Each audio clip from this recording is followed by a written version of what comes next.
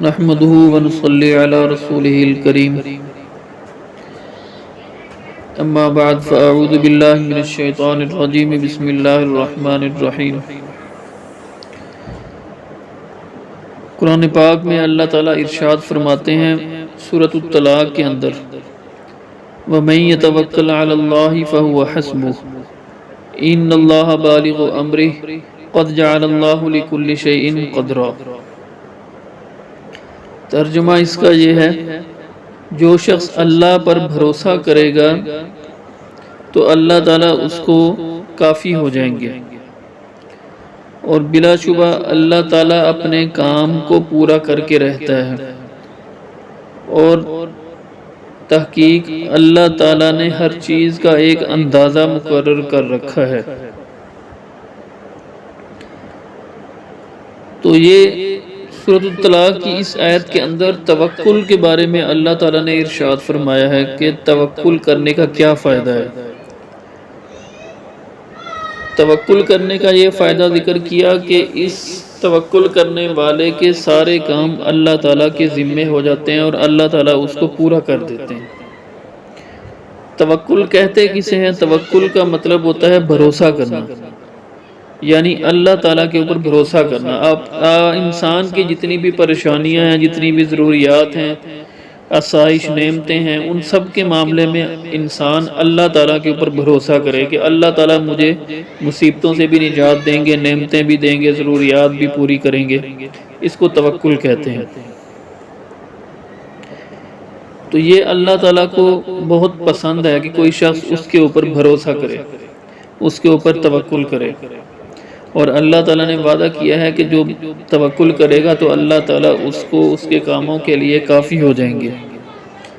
اب یہاں پر یہ ذہن میں رکھیں کہ بزرگوں نے ذکر کیا ہے کہ توکل کی ایک شرط ہے، وہ شرط یہ ہے کہ انسان گناہوں سے خود کو بچائے۔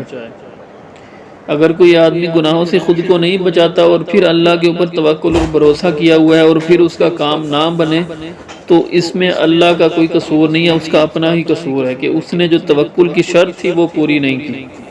توکل کی شرط جو ہے وہ مکمل طور پر خود کو گناہوں سے بچانا ہے، کیونکہ اگر گناہ کرے گا تو پھر اس کے بارے میں دوسری آیت میں صراحتاً ذکر کیا گیا ہے کہ جو بھی مصیبت آتی ہے گناہ کی وجہ سے آتی ہے۔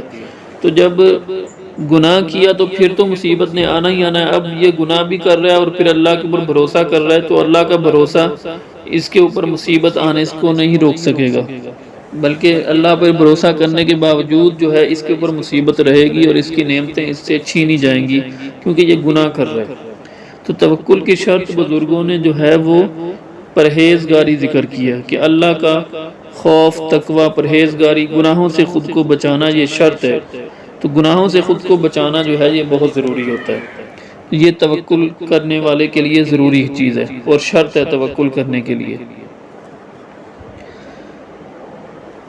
اب ترمذی اور ابن ماجہ نے حضرت عمر بن خطاب رضی اللہ تعالیٰ عنہ سے روایت کیا ہے کہ رسول اللہ صلی اللہ تعالیٰ علیہ وآلہ وسلم نے فرمایا ہے،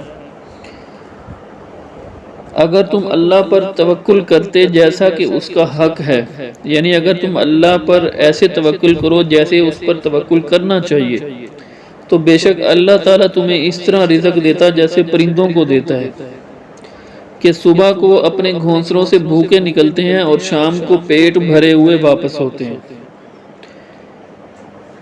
تو یہ توکل کا جو ہے وہ اہمیت ذکر کیا، توکل کا فائدہ ذکر کیا کہ پرندوں کو ہم دیکھتے ہیں کہ ان کا کوئی روزگار تو ہوتا نہیں ہے، نہ وہ کوئی محنت کرتے ہیں معاش کے لیے، صرف اپنے گھونسلوں سے نکلتے ہیں اور مختلف جگہ پر جو ہے کھیتوں میں جاتے ہیں یا ایسی جگہ جہاں پر جو ہے وہ کھانے وغیرہ لوگ پھینک دیتے ہیں، تو ایسی جگہ پہ جاتے ہیں اور وہاں سے اپنا رزق حاصل کر لیتے ہیں۔ تو ان کو اللہ تعالیٰ رزق دیتے ہیں۔ اللہ تعالیٰ نے ایسا نظام بنا دیا کہ پرندوں تک رزق پہنچ جاتا ہے۔ تو پرندوں کی طرح انسان کو چاہیے کہ اللہ تعالیٰ کے اوپر بھروسہ کرے۔ اب یہاں پر ایک اور حدیث بھی ہے کہ صحیح بخاری اور صحیح مسلم میں ہے کہ حضرت ابن عباس رضی اللہ عنہ کی روایت ہے کہ رسول اللہ صلی اللہ علیہ وآلہ وسلم نے فرمایا کہ میری امت میں سے 70,000 آدمی بے حساب جنت میں داخل ہوں گے، ان کے اوصاف میں ایک یہ بھی ہے کہ وہ اللہ پر توکل کرنے والے ہوں گے۔ تو کتنی بڑی فضیلت ہے کہ بے حساب کتاب جنت میں داخل ہونا۔ جس آدمی کا حساب کتاب لیا جائے گا وہ تو مارا جائے گا۔ ہر انسان کے ہر عمل کی اگر اللہ تعالیٰ حساب کتاب لینا شروع کر دے تو اس کا بچنا تقریباً ناممکن ہے۔ تو وہی بچیں گے جن کا حساب کتاب بس سرسری ہوگا۔ تو اب یہ ان لوگوں کو ذکر کیا ہے کہ جس کا سرسری حساب بھی نہیں ہوگا بلکہ حساب کے بغیر ہی جنت میں داخل ہو جائیں گے۔ اور یہ کون لوگ ہوں گے؟ ان کے اوصاف میں سے ایک وصف یہ ہے کہ وہ اللہ پر بھروسہ کرنے والے ہوں گے، توکل کرنے والے ہوں گے۔ تو اس لیے توکل کو اختیار کرنا چاہیے۔ اب یہاں پر یہ بات سمجھیں کہ توکل کرنے کے معنی یہ نہیں ہے کہ اللہ کے پیدا کیے ہوئے اسباب اور آلات کو چھوڑ دے، بلکہ مراد یہ ہے کہ اسباب اختیاریہ کو ضرور اختیار کرے، مگر بھروسہ اسباب پر کرنے کی بجائے اللہ تعالیٰ پر کرے، کہ جب تک اس کی مشیت اور ارادہ نہ ہو جائے کوئی کام نہیں ہو سکتا۔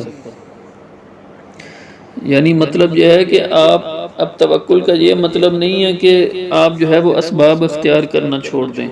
مثلاً وہ رزق کے اسباب میں سے محنت کرنا ہے، تعلیم حاصل کرنا ہے، روزگار کے لیے وقت دینا ہے، تو جتنے بھی رزق کمانے کے جو دنیا کے اندر اسباب ہیں ان کو اختیار کرنا ہے۔ تو یہ اسباب ان کو چھوڑ دینا یہ توکل نہیں ہے۔ بعض لوگ یہ سمجھتے ہیں کہ اللہ پر بھروسہ کر لیا تو بس پھر اسباب بھی اختیار کیے بغیر اللہ تعالیٰ ہمیں رزق دے دیں گے، تو یہ مطلب غلط ہے۔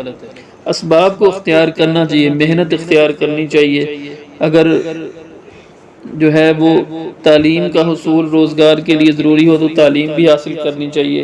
اسی طریقے سے دکان کے اوپر وقت دینا وغیرہ یہ سب چیزیں یہ بھی کرنی چاہیے، لیکن نظر ان اسباب پر نہیں ہونی چاہیے۔ نظر اس بات پر ہونی چاہیے کہ میں نے اسباب اختیار کر لی ہیں، اب اللہ تعالیٰ مجھے اپنے فضل سے رزق دیں گے۔ تو نظر اللہ کے اوپر ہونی چاہیے، نظر اپنے اسباب کے اوپر نہیں ہونی چاہیے۔ تو یہ تھی سورۃ الطلاق کی ایک آیت جس کے اندر توکل کے بارے میں ذکر کیا گیا ہے اور اس کی فضیلت بیان کیا، اور 2 احادیث میں نے ذکر کر دی۔ تو لہٰذا اب آخر میں اس آیت کے اندر آتا ہے کہ قد جعل اللہ لکل شیء قدرا، اللہ تعالیٰ نے ہر چیز کا ایک اندازہ بنا رکھا ہے، اس کے مطابق ہر چیز واقع ہوتی ہے۔ تو اس سے یہ ہمیں بتایا جا رہا ہے کہ ہمیں جلد بازی نہیں کرنی چاہیے کہ آدمی کہے کہ میں گناہوں سے بھی بچتا ہوں لہٰذا میں نے توکل کی شرط بھی پوری کی ہے اور اللہ پر بھروسہ بھی کیا ہوا ہے، اس کے باوجود میرے سے مصیبت نہیں ٹل رہی ہے، میری ضرورت پوری نہیں ہو رہی، نعمتیں نہیں مل رہی۔ تو جلد بازی نہیں کرنی چاہیے، کیونکہ اللہ تعالیٰ کہہ رہے ہیں کہ ہر چیز کا اللہ کے ہاں ایک اندازہ ہے، اس کے اندازے کے مطابق وہ چیز اپنے وقت پر واقع ہوگی۔ تو ہو سکتا ہے جس چیز کے لیے آپ نے توکل اللہ پر کیا ہے اور توکل کی شرط بھی پوری کر دی تو ابھی پوری نہیں ہو رہی، لیکن اللہ کے علم میں یہ ہے کہ وہ مہینے کے بعد پوری ہوگی۔ کسی وجہ سے کچھ مصلحتیں ہوتی ہیں اللہ کے ہر کام کے اندر، تو اس مصلحتوں کی وجہ سے 1 مہینے بعد پوری ہوگی۔ تو جلد بازی نہیں کرنی چاہیے، اللہ کے علم میں ہر چیز کا ایک اندازہ ہے، اس کے مطابق ہی ہر چیز واقع ہوتی ہے۔ بس میں اسی پر اکتفا کرتا ہوں۔ وآخر دعوانا الحمدللہ رب العالمین۔ السلام علیکم ورحمۃ اللہ۔